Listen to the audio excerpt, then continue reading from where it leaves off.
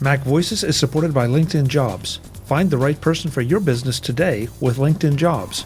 Pay what you want and get $50 off your first job post at linkedin.com/MacVoices.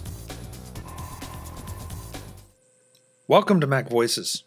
This is the talk of the Apple community, and I'm Chuck Joyner. This is part 2 in a 2-part conversation with featured guest Michael E. Cohen on MacVoices Live. In the first part, we talked a little bit about Michael's Take Control of Pages book. Not about the book itself, but more about the production of the book and why it is reflective of some of Apple's software efforts, and also why it is such a large Take Control book. Then, Michael and our panel dig into a discussion of the Apple Epic Games situation as it existed then, because it is constantly evolving, and came up with some interesting insights and examples. And we conclude that conversation in this part of MacVoices Live. And after that, Michael talks a little bit more about the history of eBooks, because he was there at the beginning, and how it has evolved and changed over time to what you and I know as eBooks now. So let's get back to the conversation with Michael E. Cohen and the panel.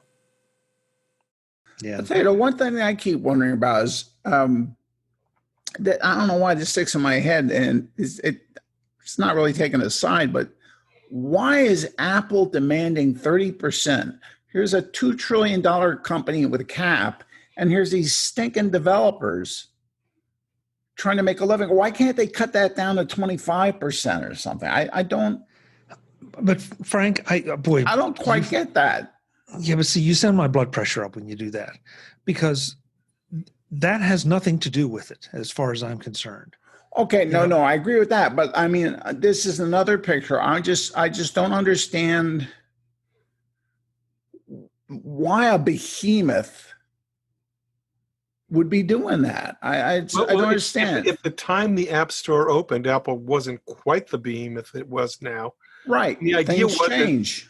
And the idea was that cut would enable Apple to establish the infrastructure to examine all the submissions for bugs and keep the thing honest and free of viruses and stuff like that. Correct.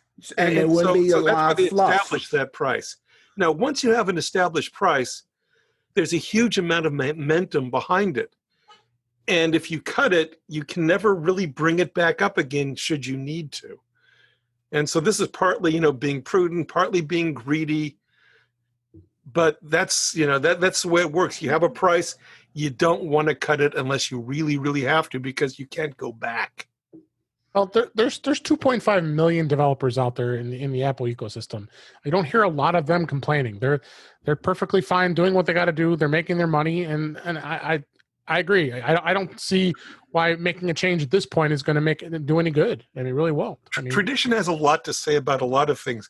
As a writer, up until very recently, you wrote a book and you sold it to a publisher, and your share of the royalties was maybe 10%. Yep. Right. And so, that hasn't changed even with electronic distribution, where, you're not paying for lumber and paper and ink and shelf space in stores. But, the deal for the writer who actually produces the book is pretty darn small. So, just taking only 30% off the top, for publishing games, God, if writers could get that from publishers, wouldn't that be wonderful? See, that's a really interesting perspective right there. And let's talk about the musicians too, because we all know the horror stories about super popular musicians who, have sold hundreds of thousands of records or millions of records, and they get a pathetic amount of money, because it's all sucked up by the intermediaries. Mm. And you would think with the digital age now that things would be different, and it's not. And so, I'm not, I don't write in, folks, because I'm not saying on one hand that I'm defending Apple and then the next one I'm bashing the music companies. But I think Michael has a great point. There's a certain momentum here. He made another great point that if they drop the percentage, they're going to play hell trying to get it back. If they need to for some reason, whatever that is. Yep. So, are they? But I would offer, in some regards, they have lowered the percentage for subscriptions. The second year, it's 15%, not 30%. Right. Now, I think on this, a lot of it, they keep talking about IAP, in-app purchases. So Maybe a different way that Epic could approach it is, instead, if they get their customers to buy an annual subscription for all of their updates, in that case they would only have 15% going to Apple instead of 30. So again, there's all sorts of ways that had they really wanted to, they could have worked on boosting their their net income. But 30% is 30%, and compared to physical retail, that seems like that's a little bit on the standard or even on the low side. So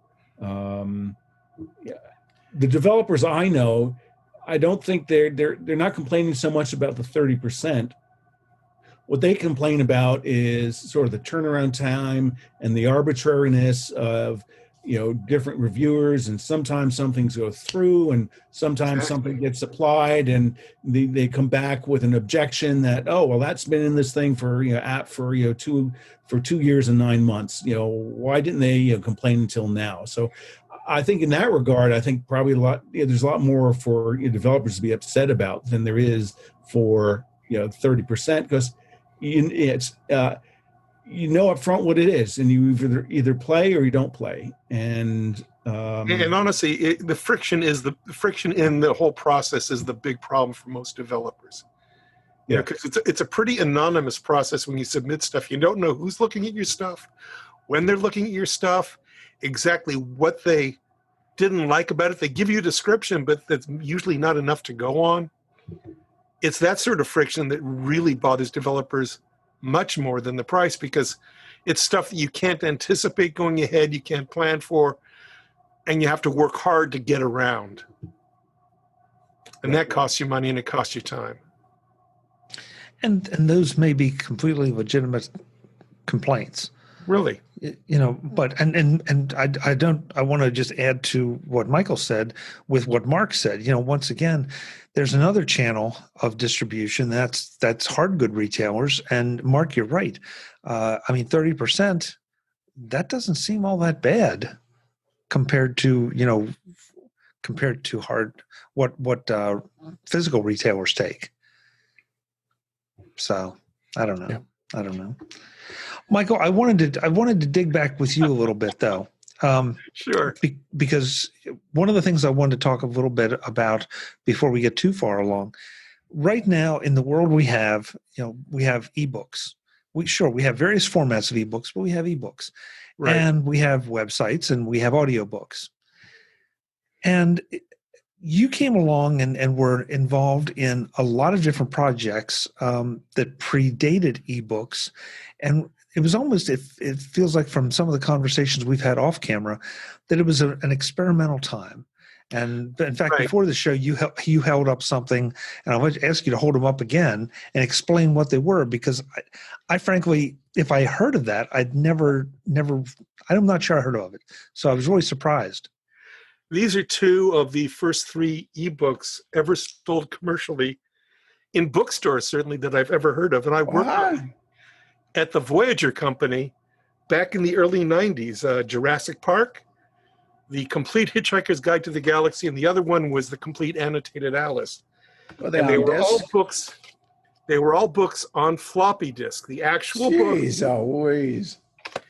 I remember actually, as we developed in HyperCard something called the Expanded Books Toolkit to build eBooks, and they debuted at Macworld in San Francisco in January of 1992. And we spent like a year before that developing these things.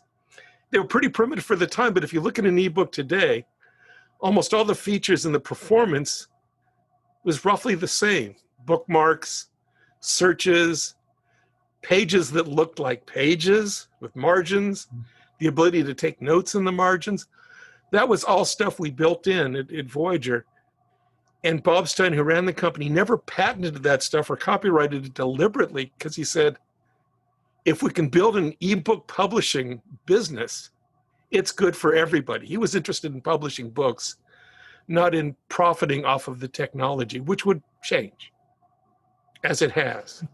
There is no HyperCard anymore, for example. So these are all completely unusable unless you have an archive of old equipment and software to run it on. Mm-hmm. But that's what we did. It was a very interesting time. We had a whole bunch of people sitting around figuring out, what should a book look like on a computer screen? How should it act? How would you find your way around in it? In a real book, you know. But when it's flat on the screen, how do you provide an interface that feels natural, that doesn't get in your face, doesn't seem too computery? We spent an awful lot of time on that. So did you read any of those books? Do you have a favorite? Of those books, we published hundreds because we got to deal with the Random House Modern Library and republished a bunch of their books. Of the first three, it's hard to say. Jurassic Park was really interesting because we had to put in special features to make it interesting for somebody to be reading the book on a computer. Mm-hmm. So we went through the book. The book had come out. The movie had not come out. The movie hadn't even been made. It was not even really in development at the time when this came out. And so we synthesized the sounds of like 7 different dinosaurs based on the descriptions that Crichton had put in the book, so that when you clicked on the dinosaur name, you'd see a picture of the dinosaur and you'd hear what it sounded like. And we had little fractal animations because the whole idea of fractals and had a lot to do with the theme of the book as well. And I remember as the book was getting near completion, Voyager sent me to go show it to Michael Crichton, who lived not far away. Voyager was on the beach in Santa Monica near the pier. And Crichton had a home office bungalow on Wilshire and 23rd Street that was basically a mile and a half away. So I went over there with one of the few power books we had at the time, because that was still very new technology, and demoed this to him. And he showed him it for like 45 minutes, and he said not a word to me, just sat there very stern. And at the very end, he went, okay, shook my hand and said, don't do drugs. And I left. It was the weirdest meeting I'd ever been in my life. Whereas with the Complete Annotated Alice, I never met Martin Gardner in person, but we spoke on the phone several times because this was his Annotated Alice and more Annotated Alice, the Lewis Carroll stories, with all the annotations and animated drawings from the original Tenniel illustrations. And I spoke to him a number of times, and he was just the most pleasant, delightful man to talk to. And then Douglas Adams, who, when the books debuted at Macworld, I was showing them at the Voyager booth on the show floor, and suddenly I hear this plummy BBC voice talking to me. I looked up and up and up, and there was the very tall Douglas Adams asking me to show him the book that contained all 4 of these current Hitchhiker's Guide to the Galaxy books. And we had a lovely conversation. A very, very nice man indeed. Yeah, I really think that everybody that went to Macworlds in those days when he was alive met him. Yeah. Only because he was so approachable and seemed to be everywhere, and he loved technology. He just loved this. And what a great guy. I mean, you couldn't help but like him. Even if you didn't care for the books, you couldn't help but like him. We got into a long conversation about Chaucer's Knight's Tale, because he said, a friend of mine has written this book about Chaucer's Knight's Tale that's the most wonderful book about Chaucer I've ever read. That friend was Terry Jones in Monty Python's Flying Circus, who had written, indeed, a very, very good book about Chaucer's Knight's Tale that was fascinating. I read it. One of the best things I've ever read about Chaucer. But Michael, what strikes me about the what you just showed us, the idea, I mean, that's almost HyperCard. That kind of goes almost without saying that, you would put something like dinosaur sounds in there. Right. But you also said, how would a book look on a computer? Mm-hmm. Well, at that time, those computers, we didn't have iPads. No. You didn't have Kindles. You had monitors. I mean, monitors. CRTs. Or the reason the Expanded Books project even came into being was because back in late 90, somebody had given Voyager, Apple had given Voyager a prototype of the very first PowerBook 100. And one of the Voyager people took it, and he, in a word processor, and he put up a page of a book called The Sheltering Sky, put it up, made it sideways, and held the thing up like it was a Codex book and said, this kind of looks like a book. The guy's name was Florian Brody, an Austrian who had done a lot of research into modern art. And that's when Bob began to think, maybe we could do books on a computer. He had already had a conference that he had funded from the Lannan Foundation about multimedia. Voyager had created multimedia with Beethoven's Ninth Symphony, with HyperCard, where it played on your Mac. It was an audio CD that was synchronized exactly to commentary in the music. And it made a big hit back in 1989. And so Stein got this conference going of luminaries in multimedia to talk about what could you do with a book on a computer screen. And that's where the thing really got rolling. And I just kind of hitchhiked along to that meeting because one of the experts was a professor I worked with at UCLA named Richard Lanham, who had made a big deal about computers and the rhetoric of computers. And so Stein thought Lanham would be an interesting addition to the meeting. And I worked with Dick Lanham. And Dick said, I don't know anything about this stuff. Michael, come with me and save me. So I went with him to that meeting. And by the end of the meeting, Bob had offered me a job. So I was hired to work. Take it? I was hired to stay at UCLA, but for a quarter of the time I would work at Voyager on Bob's idea, which was to do Shakespeare's plays in multimedia form with HyperCard. And the first play would be Macbeth. And so I began to work on Macbeth. And then the PowerBook came to Voyager. The Expanded Books project really took off, and I didn't get back to Macbeth for a couple of years. But I did, in fact, finish it, and it was a wonderful... At the end, the Macbeth CD-ROM was based on the Expanded Books and like the next generation of it, because it included much more graphics and interactive material and would be on a CD-ROM. So this question is probably totally inappropriate for the era we're in, but for your hyperlink, was Lady Macbeth hot? For the hyperlink, we had actually the complete play performed by the Royal Shakespeare Company in a Trevor Nunn production with Ian McKellen and Judi Dench as Lady Macbeth. Wow! And she was pretty darn hot even at that time. But it was a wonderful performance, just absolutely stunning. I also, if in the process of making this, I saw at least 25 different productions of Macbeth. and until recently, if you woke me up at 3 a.m. and said, give me the opening of Act 3, Scene 2, I could probably recite it verbatim.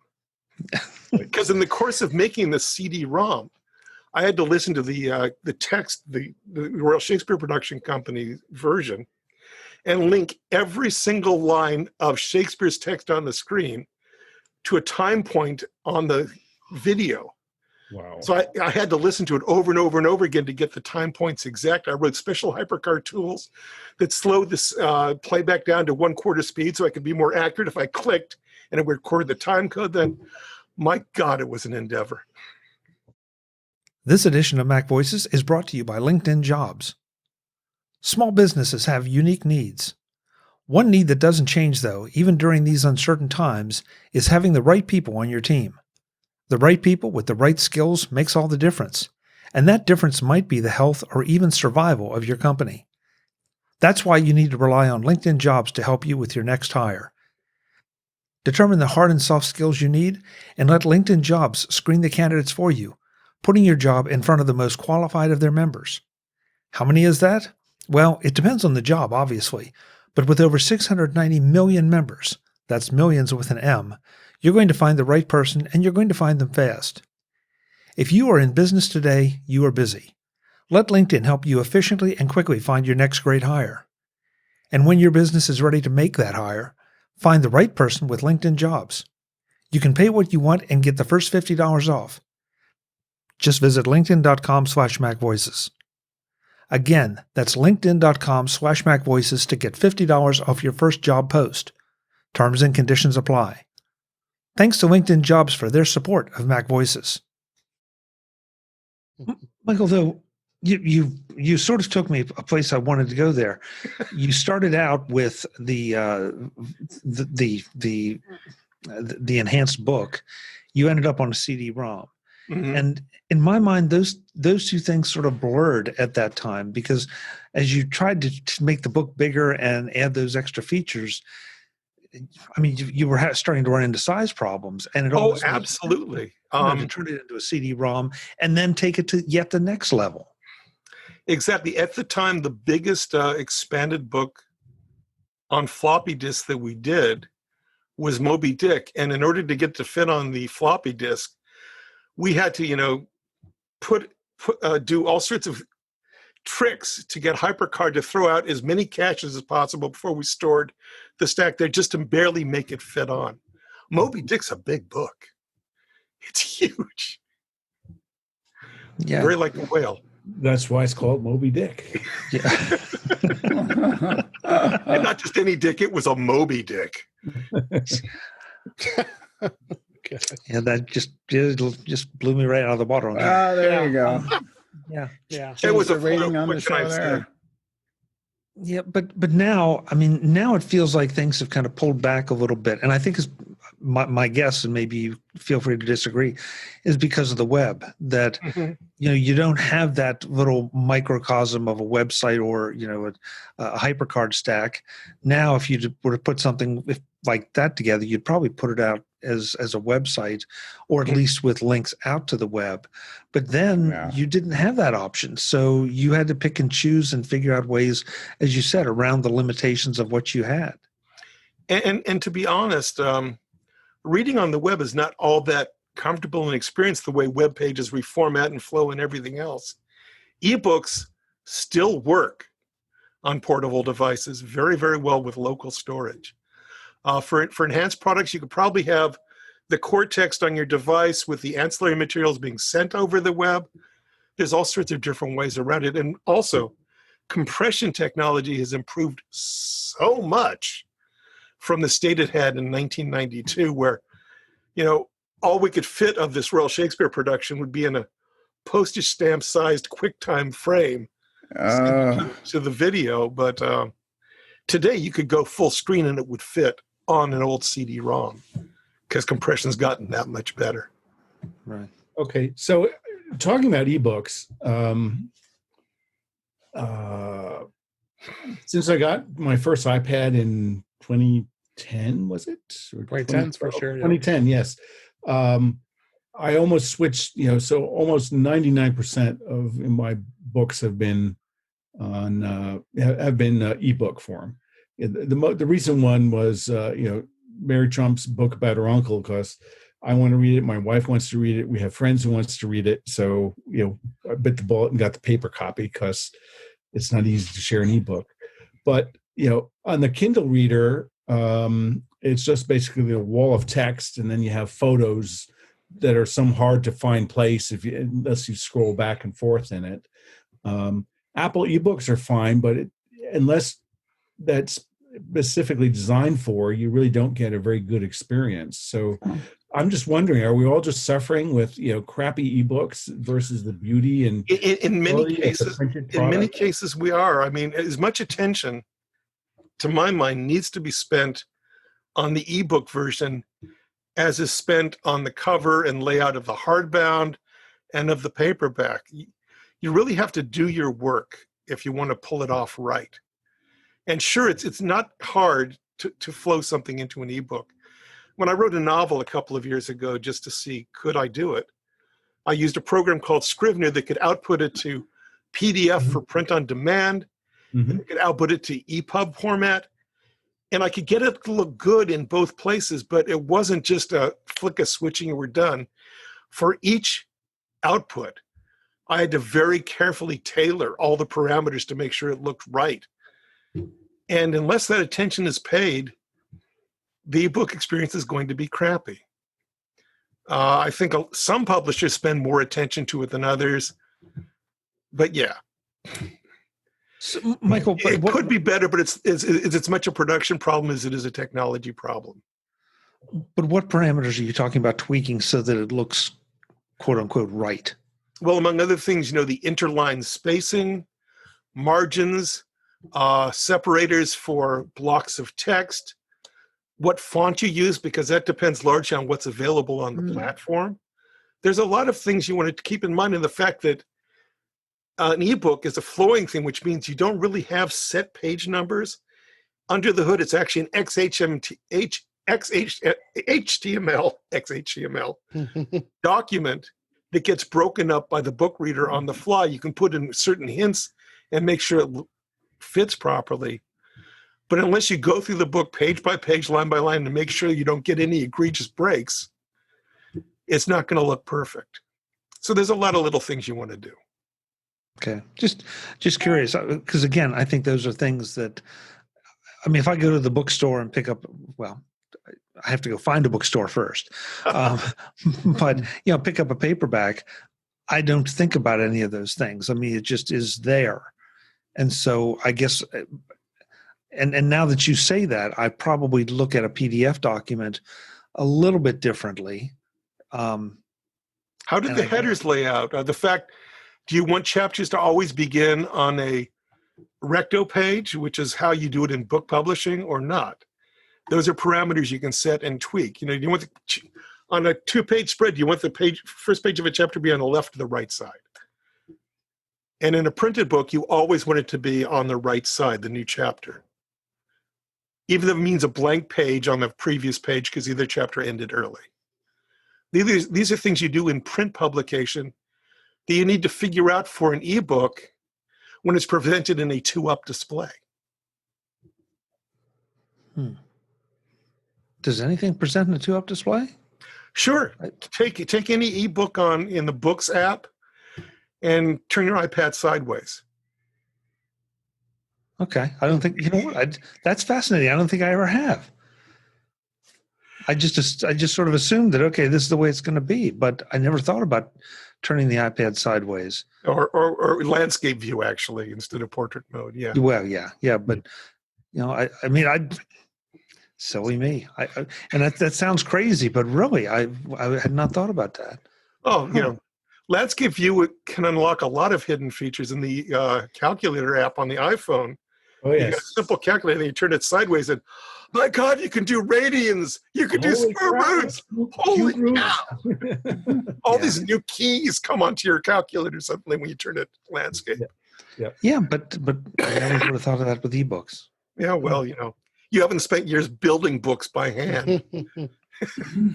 Well, you're exactly right. And that's one of the reasons I wanted to have part of this conversation is that you have, and not only books, but all the variations that have led us to where we are now.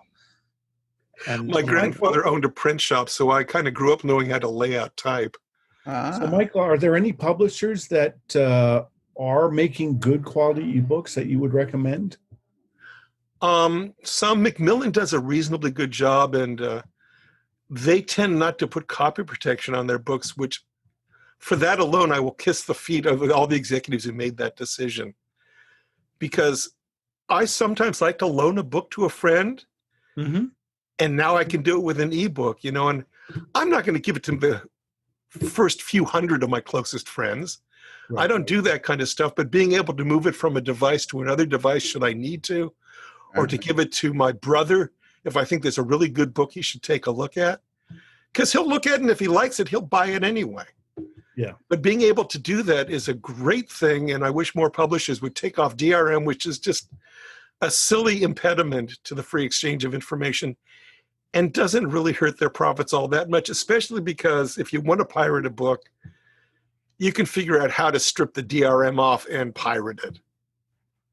There's I like what Take Control Books does. Take Control is great. They give you all the flexibility of all the different versions that you want.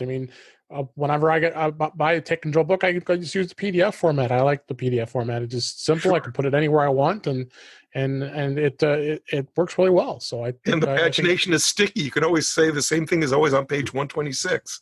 Yeah, that was on page 126. Yeah. One of the things that some of the newest ebooks I see in the Apple bookstore and probably on others is some publishers are putting hints in the metadata of their ebooks to let you know where the page breaks come in the printed version. So in an Apple Books that has this feature in it, you can go to the table of contents and flip a switch that will show you the publication page numbers in the book instead of the flowing page numbers. So if you're reading a book for a book club, you can all tell people to look on page 57, and it doesn't matter if they're in an ebook or the printed book, they'll know where to go to talk about that passage you want to talk about. And that's just a cool thing. Yeah. It's also cool for scholars who like to cite things by page number in their bibliographies. My God. Yeah. All these little subtleties that so many of us don't think about, that they're really important. And it's just like any piece of software. Depending on how you use a book, these things may or may not be important to you, but somebody else is going to take that same book and use it a different way, and then they become important. I did a lot of reading back in the Voyager days about the early days of the printing press to find out, how much we were reinventing and the reasons that led books to be the way they were back in 1450 something when Gutenberg began to go into business. And it really is fascinating that in those early days, the first publishers and the author of the book would often live together so they can consult with each other about how the book should look when produced. That close collaboration is something that began very early on in the Renaissance. Guys, what were royalties back then? When did this sort of publisher author, winner, big share, small share, when did that take off? Is that with the growth of printing houses in the 20th century? The growth of printing houses, the invention of copyright, the copyright statute of Queen Anne, I think in 1700 something, helped move the power base a little bit further. And the fact is, publishers take an enormous risk, financial risk, with every book they publish. Yes. And most books you lose money on, which can kind of explain why, writers only get that 10% royalty, because the publisher usually gives an advance against royalties to people who publish a book that never meet the advance. So they lose money on those. But it's shifted around, but as publishing began to be absorbed by more media companies, and media companies were absorbed by more multinational corporations, the independent publishing houses have largely died out. The very first computer program I ever published was a program for the Apple II that did prose analysis, and it was published by Charles Scribner's Sons and was one of the very last things that Scribner's published before they went out of business, before they were absorbed. So I killed Scribner's. The house that gave us Hemingway, that gave us Faulkner and Fitzgerald, I killed them dead. It's you, okay. It's all your fault. Hey guys, we're out of time, but this has been a lot of fun. Michael, thank you for a lot of education, a little trip into the past, and a lot more understanding. And now I know to turn my my iPad to landscape to get two up. Interesting. Want to go around the room as always and let folks know where they can find everyone and how to connect with you if they have questions or comments. So, Michael, let's start with you. Where's the best place to find you? Well, if you're looking on Twitter, look for somebody named Lymond, Lymond. That's my handle there. I'm also Lymond at mac.com, me.com, or iCloud.com. That's my personal address. You can reach me there as well. Who is Lymond? That comes from a book, a series of novels by a woman named Dorothy Dunnett back in the 60s, the Lymond Chronicles, which I highly recommend if you like historical fiction. They're really good. Thank you. Thank you for being here. This has been fun. You're welcome. It always is. David, how about you? You're up next. Yes, you can find me at my podcast website, In Touch with iOS, intouchwithios.com, and we have a great time on that show. And I'm on Twitter at DaveG65. Great. Thanks for coming. Always good to see you. Good to see you as well. Mr. Fuccio, I hope you stay not on fire until we see you next time. But until then, where can folks find you? Best way to contact me is on Twitter at MarkFuccio, at Mark Fuccio, all lowercase, one word. Great. Good to see you. Please stay safe. Thank you. This was a fun conversation. I'm glad I stopped by. Yeah, I'm definitely glad you stopped by.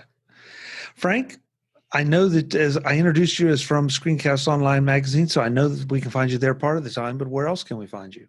I'm usually in the car behind you at the drive-thru at Wendy's. And if not there, you can find me on Twitter at @Petrie. And the website is? Well, it's under renovation right now. Okay. After 8 years, someone knocked some sense into me and he said, this ain't flying. Should we ask who or just let it go? No, it's actually I'm getting a little bit of coaching from Mr. Potter. Nice. Oh, great. Yeah, so he's starting to fall into the weird sense of humor I've got. So he's sending me little things to look at, and I'm like, where'd you come up with that idea? So I looked at one thing tonight, and it was supposed to be my bio page, and there was a picture with an arrow. It said Mr. Bonehead. Okay, so you are. I'm not sure who's rubbing off on who. No, I don't want to know. We're not. Oh gosh. Folks, I'm Chuck Joyner. This is MacVoices Live on Facebook. I hope you enjoyed it. I know we sure did. We do it every Tuesday night, 8 o'clock Eastern, for about an hour. We'd love to have you join us next week. Check the website and also check the Facebook group, the MacVoices Facebook group. That's where we post information on who's coming up next and what we'll be talking about. So until then, and as always, thanks for watching. Visit MacVoices.com for show notes and to connect with Chuck on social media. Get involved in our Facebook group or like our Facebook page, and get more out of your Apple tech with MacVoices Magazine, free on Flipboard and on the web. And if you find value in it all, consider supporting us through either our Patreon campaign at patreon.com/MacVoices or by making a one-time donation via the PayPal link on our front page and in the show notes of each episode. You will join these fine people who help bring you MacVoices.